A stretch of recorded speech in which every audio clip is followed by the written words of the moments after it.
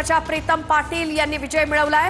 पेण नंतर रोह्यामध्ये राष्ट्रवादी शिवसेना उद्धवजी बाळासाहेब ठाकरे हा पक्ष संघटना सगळ्यांना सोबत घेऊन जाण्याची भूमिका घेते। हिंदुत्वाची भूमिका तर आमची आहे, तिच्यात कुठे कॉम्प्रोमाइज करण्याचा प्रश्नच येत नाही। परंतु ख्रिश्चन असतील, शीख असतील, बौद्ध असतील, मुस्लिम असतील, हे सुद्धा बांधवांनी सातत्याने शिवसेनेला मतदान केलेलं आहे। कित्येक मतदारसंघ बघा। आता मला सांगा, मग काँग्रेसचा एक खासदार होता 2019 ला, आता 12-13 कोणामुळे झाले? जर काँग्रेसचा खासदार 2019 ला एकच होता, मतदार तर तेच आहेत ना, मग 2024 ला 13 कुठून झाले? शिवसेनेचं मतदान नाही मिळालं। तर मला असं वाटतं शिवसेनेला मतदान मिळतं, काँग्रेसला मिळतं असं काही नसतं, दोघांना एकमेकांना मतदान मिळत असतं आणि त्याचा फायदा दोन्ही पक्षाला होतो। मला असं वाटतं काँग्रेसने त्याचा फायदा लोकसभेला घेतलेलाच आहे ना।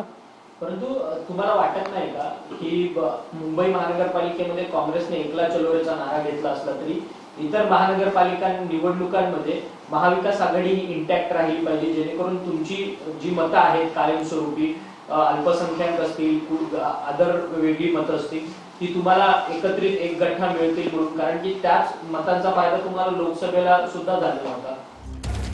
तर एक मोठी बातमी, महायुती 200च्या पार गेली आहे। महाविकास आघाडी 49 वरती आहे। महायुतीनं 200चा आकडा पार केलाय 288 पैकी, तर महाविकास आघाडी सध्या 49 जागांवरती। महायुती 200च्या पार, महाविकास आघाडी 49 जागांवर इथे। तर महायुतीने 200चा आकडा या ठिकाणी पार केलाय। महायुती 206 जागांवर, तर महाविकास आघाडी 49 जागांवर।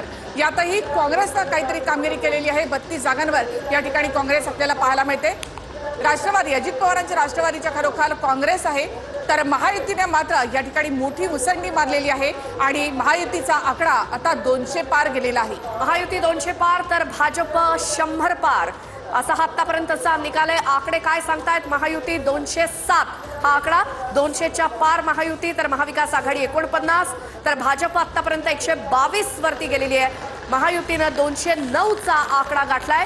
ठिकठिकाणी महायुतीकडनं जल्लोषाला सुरुवात झाली आणि इतका कॉन्फिडन्स होता की ही मतमोजणी सुरू होण्याच्या आधीच विजयी उमेदवारांचे बॅनर लागले होते, फटाक्यांची आतषबाजी सुरू झालेली होती, महायुतीकडनं जल्लोष सुरू होता आणि महायुती सध्या 288 पैकी 209 जागांवर आघाडीवर।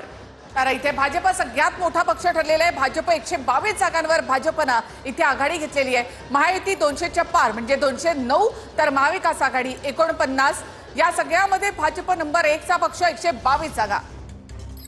आणखी एक मोठी बातमी, कळमनुरीमध्ये शिंदेच्या सेनेच्या आश्लेषा चौधरी या विजयी झालेल्या आहेत। कळमनुरीतनं निकाल, तर कळममध्ये शिंदे सेनेच्या सुनंदा कापसे विजयी झाल्याची बातमी। तर इथे आपण पाहतो की